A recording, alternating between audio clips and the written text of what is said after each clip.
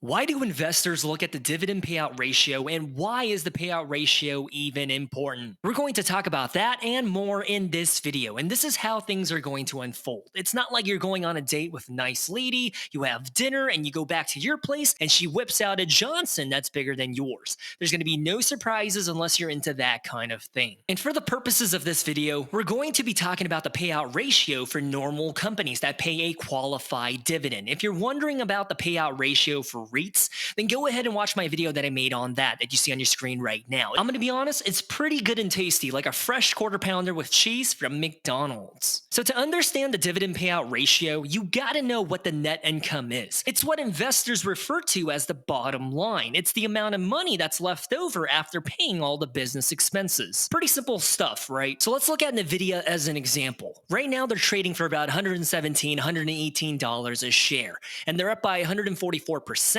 year to date.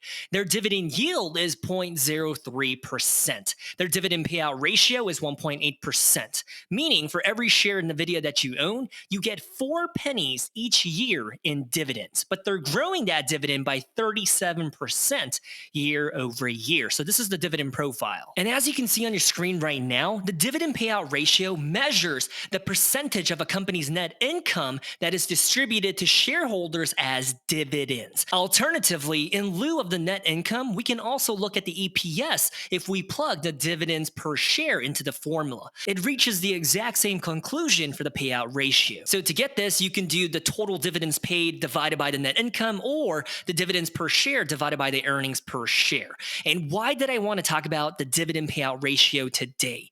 Well, I think it's a good reminder of how important it is when considering dividend investments. And it tells us whether or not the dividend payments going forward are going to be sustainable. Which, if you saw what happened with Intel recently, you should care about the payout ratio. Think about it. If a company is paying more in dividends than their earnings per share or more than their net income, do you think the company's dividend will have a bright future?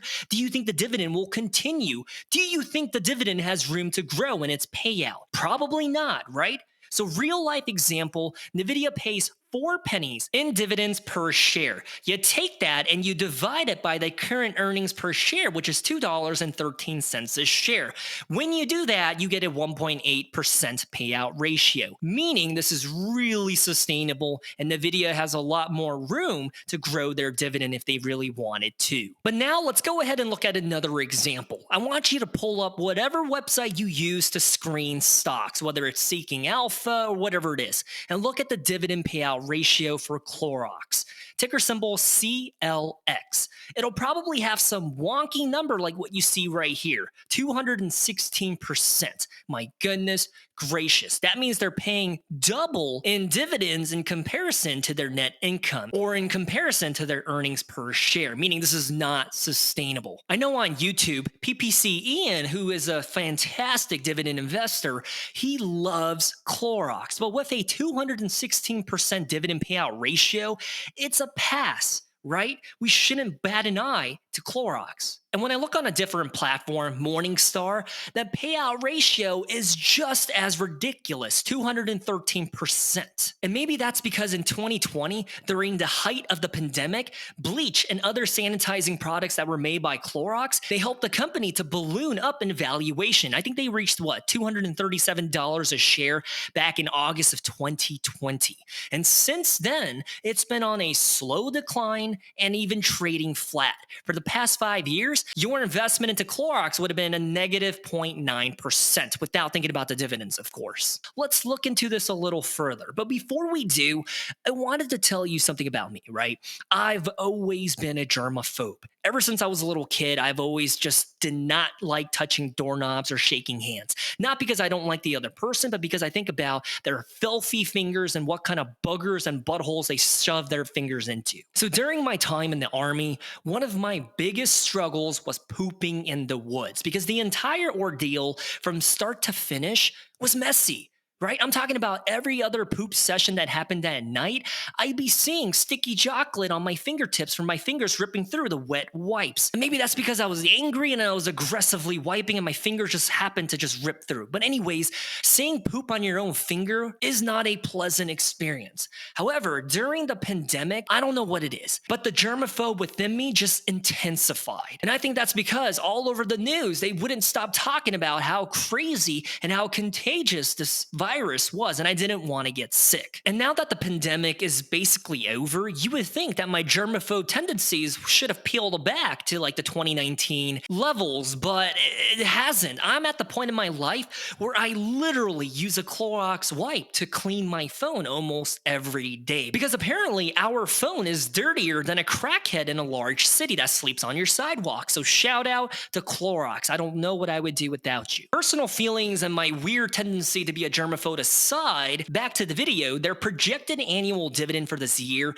is $4 and what, 88 cents a share, what you see on your screen right now. So of that $4.88, they've already paid $3.62 out as dividends. And once they pay their next dividend, this bar graph should jump up to right here, $4.88. So the expected annual dividend is $4.88. Clorox's earnings per share for 2024 is $6.18 a share because in Q1 they posted 49 cents a share. In Q2 they posted $2.16 a share. In Q3 they posted $1.71 a share, and in Q4 very recently, about 4 weeks ago, they posted $1.82 a share. And as I'm saying that, you might have thought to yourself, looking at the Q1 earnings being in November, what the heck? Why is it on November? And that's a valid call out, and I can answer that right now. Did you know that most companies operate on a different 12-month fiscal calendar than, say, January to December? I think when it comes to Clorox, theirs is August to September. In a normal, perfect world, a company should end their fiscal calendar in December. And whatever your favorite company is, if you want to know what their fiscal calendar is, you can look at their 10K to figure the calendar dates out, or you can look at their earnings per share history to kind of figure it out, and then you can confirm by looking at the 10K. But the important thing to note here is that their earnings per share is $6.18 for the fiscal year of 2024. So based on that and their annual $4.88 dividend, the payout ratio for Clorox is around 78% right now. It's not 200%. On surface level, their payout ratio being 200%, it seems as if their dividend is unsustainable. But once we understand the numbers and plug and do some math, we understand that it's not too bad. So I would say the payout ratio really depends on the company and the industry itself. When we think about tech, almost every tech company is going to have a payout ratio that's about 60% or less, somewhere around 30 to 40, 50%. And when we talk about like a CPG company like Kellogg's, Procter & Gamble, or even General Mills, their payout ratio is probably going to be somewhere around 65 to 80%. But across all industries and sectors, a general rule of thumb is anything under than 80% for their dividend payout ratio is pretty good. I'm not going to say it's the best because ideally you want it to be as low as possible, somewhere around 40 to 50%. But that's not always the case. So as long as it's under 80%, I would say it's good. Not the best, but it's good. Once it hits around 95% or even 90%, that's when you got to raise a red flag. So please do not fall in love with a low quality company that has a high dividend yield. And you know it's low quality if their finances are terrible, their growth is going backwards, their total return for the past 20 years or 10 years is flat or even negative, and if their business or product is under threat. I don't even know you and I want to look out for you. Just pass on it. I know when you see a 5% or even a 7% dividend yield, it's going to be tempting. But if you take away anything from this video, then remember that the payout ratio can be a good litmus test to see if a company's dividend is sustainable or not. If the dividend is going to be cut or frozen in the next 6 months or 12 months, why bother? So if you're eyeballing a smelly and ugly company, remember to check the payout ratio. All right, so let's go ahead and talk about Starbucks really quick. I'm not shy about it. I have big nipples and a small ding dong. But on this channel, I've publicly said it again and again, how bullish I am on Starbucks. Despite the fact like a Mormon, I've never had coffee before. But because I was raised in America and I worked in corporate America, I saw the grip that Starbucks has on middle class Americans, upper class Americans, and even among our students and elderly population. Look, I was dollar cost averaging into Starbucks around this point right here. Once it hit about $74 a share, I was like, all right, I got to get in. This is too good to be true because this is a stock that historically trades at a premium multiple, right? And after doing my analysis on the company, I just knew that it was undervalued according to my own metrics. So this is when I started to buy into Starbucks. And since then, yeah, it went up by a little bit and then it went back down on a dip. And even then, I started to dollar cost average because I was like, hey, 10 years from now or even 20 years from now, I am going to be kicking myself in the head for not buying into Starbucks when it was trading for about $73, $74 a share. So even before the Chipotle CEO takeover was announced, I was buying into it. And here we are, a new school year, and the pandemic is finally over. There are students across the nation, across every campus, university, high school, that are buying cups of coffee at Starbucks. It's 7 in the morning.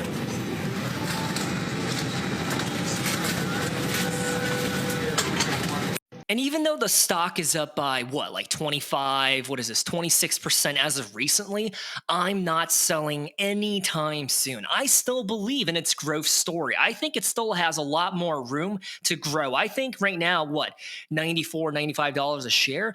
I realistically think that in the next year to 2 years, Starbucks should be around 120, 130 a share. So why would I sell right now for a 25% gain when I can just hold on for the long term while getting the dividends as I wait patiently as they hit 120, 130 a share? In fact, if you think Starbucks is stupid, you gotta let me know in the comments section. I don't want to be surrounded by my own idiotic echo chamber of thinking that Starbucks has a bright future when it really doesn't. So please let me know, because all I know is that selling sugary bean water that is addictive is an investing thesis that writes itself. Besides, the dividend yield of 2.4% is also cute. And I know on YouTube, there's Joseph Carlson, and he's really against the idea of Starbucks, right? He says that the beverage field is oversaturated and that Starbucks does not have a competitive edge because there's so many people in the field. But to that, I say this: Starbucks has a finance system in place that acts like a bank, where customers can load up cash into their accounts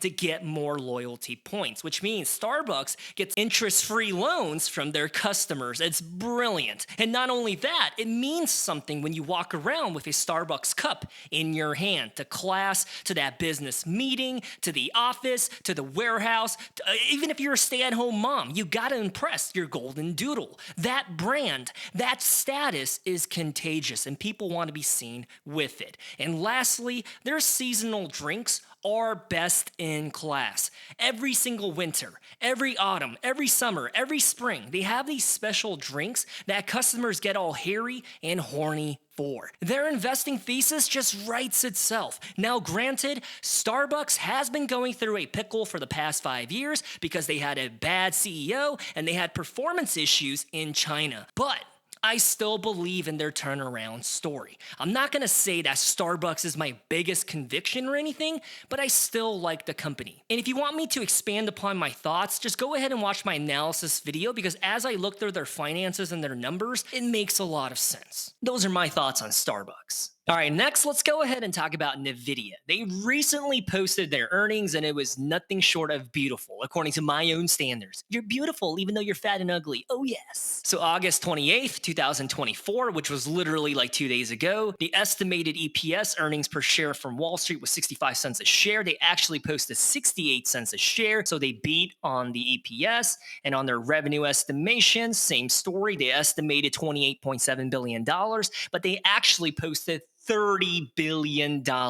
Beautiful. So even though Nvidia beat their expectations, Wall Street was not satisfied, because when you look at it from right here, right, like August of last year, their earnings per share went up by 400%. And then the next one in November went up by 590%, 480%, 461%. But for this one that they posted 2 days ago, it only, quote unquote, my goodness, I just want to smack a small ding dong, only 150%. And because of that, Wall Street started punishing Nvidia and started selling off like crazy. crazy. And that's because their hyper growth is finally slowing down. It's going from like what, 450% down to 150%. And they're saying, oh, that's not good enough. But what I'm trying to say to you is, in what universe is 150% growth from the year prior not good enough? This is just absolutely bonkers. And so when you look at the trading multiple for Nvidia, right now their PE ratio is what, 68? The reason why it's so high is because they're pricing in the future expectations. And based on their revenue and earnings per share growth slowing down, Wall Street is now saying, well, hey, I don't think Nvidia is worth the hype. And that's where I disagree with them. Hear me out. So I'm a full-time YouTuber, right? I spend probably 60 to 80 hours a week working on my computer, either filming, editing, researching, analyzing, whatever it is. I use a computer. And to do my craft as a YouTuber, and by the way, in the past, I used to be a live streamer as well, I utilize a NVIDIA GPU chip to handle all of the various tasks that I use my computer for. What I'm trying to say is the difference in rendering and capabilities of my computer when I use a NVIDIA GPU chip is hands down simply amazing. When I used to use my old laptop that was an Intel chip with an Intel graphics card, it was atrocious, super slow and everything, especially when I had to film in 4K. But by utilizing a NVIDIA GPU chip, I can see how on a bigger scale, NVIDIA chips are good for AI. That's why there's so much hype and so much growth and so much expectations around this company, because their chips are quote unquote a partner for the AI movement that's still growing. I still think the AI movement is in its infancy stage. We're just cracking the code to how much potential we can achieve through AI. If you're clueless about what NVIDIA does, just think about it like this. Their chips that are inside of a computer or workstation or in a data center, basically their chips allow the computers to process a lot more in a faster and more optimized manner. AI, believe it or not, uses a crap ton of data to interpret, analyze, and to make decisions. And as you can see right here, NVIDIA chips are really important because it allows these computers to enhance their processing output. That's why everyone, including their ex-wife's boyfriend, are so darn bullish on NVIDIA. And that's why nobody is giving Intel a chance. Intel is literally turning into Kodak in the past. They're not adapting to the times. Intel is what happens when a company plays it way too safe and stops innovating. That's why, despite how much I hate Amazon, I give them credit where credit is due. They are constantly evolving,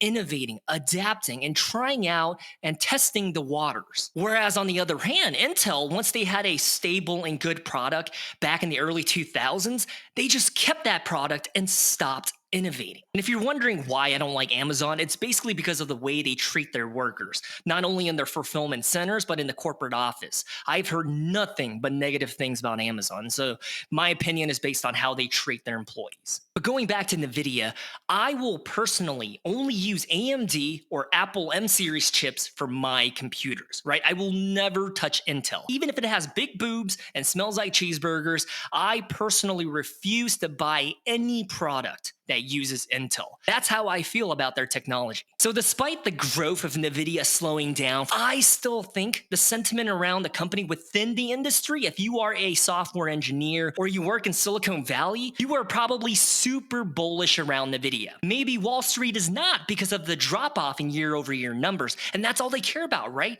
The bottom line and the numbers. But if you are in the industry and you understand AI, you are still super excited about the future of NVIDIA. So that's my thoughts on NVIDIA. Now let's move on to the next topic. All right, so I wanted to talk about this article that I stumbled upon on the Wall Street Journal.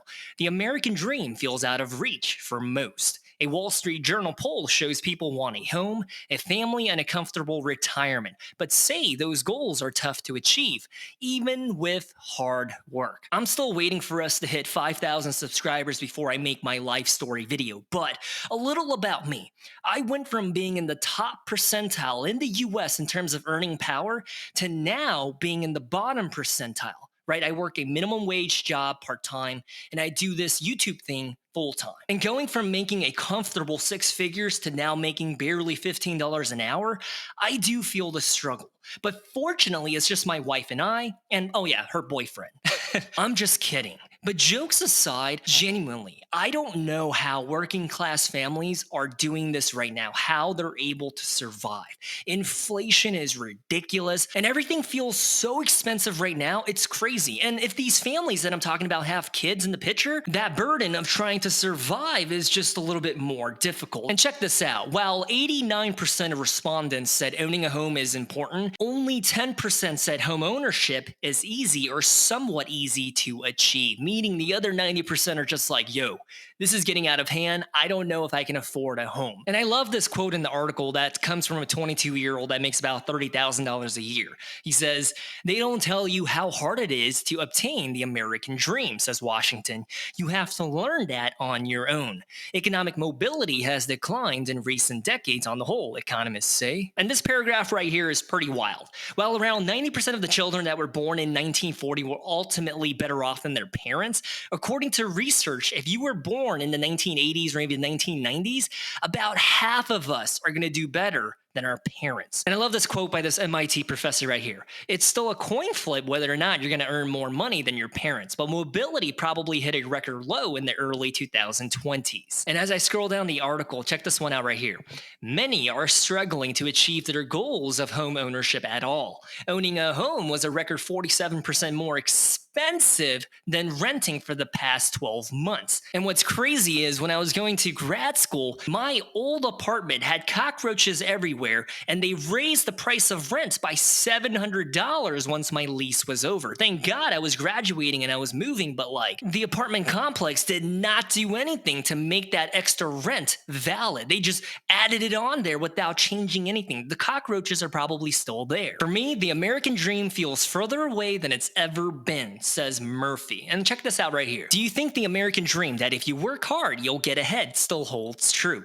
When we look at 2012, 53% of people believe this to be the truth. However, as we fast forward throughout the years, now less than 34% of people believe that if you work hard enough, you can be successful. And on the other end of the spectrum, 4% said this is never true, right? 2012.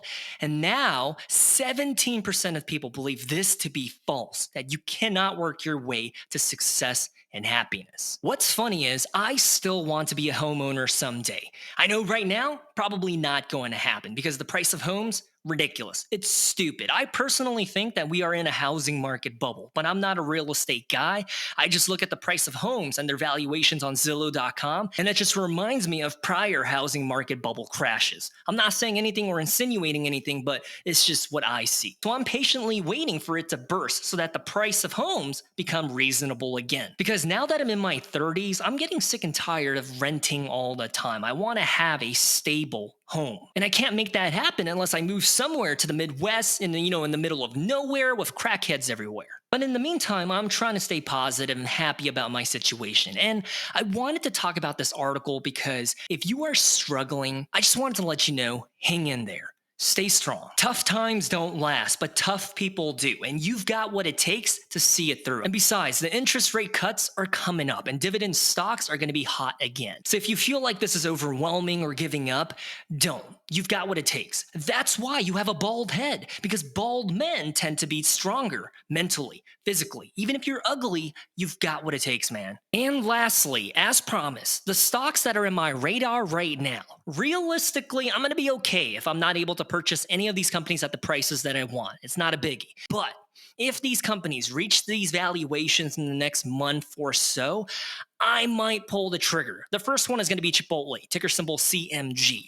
They do not pay a dividend. However, the company's finances, economic moat, and growth expectations just look simply amazing. The same reason why I invested into Google and Meta even before they paid a dividend, because I saw true value in those companies. So if I can get into Chipotle at around the $45 price range, I'm going to be a happy camper. If I can't, so be it. The next one that I'm looking at is Nvidia. The market has been feeling ambivalent towards Nvidia. There's a lot of big investors that are selling out because their growth expectations are not 400% anymore, and there are other people that are buying it up. As for me, if the price hits, in the range of 105 to 110, then I'll probably be making a move. Not necessarily for the dividend, but because I think this company is still a winner. And lastly, we have UPS.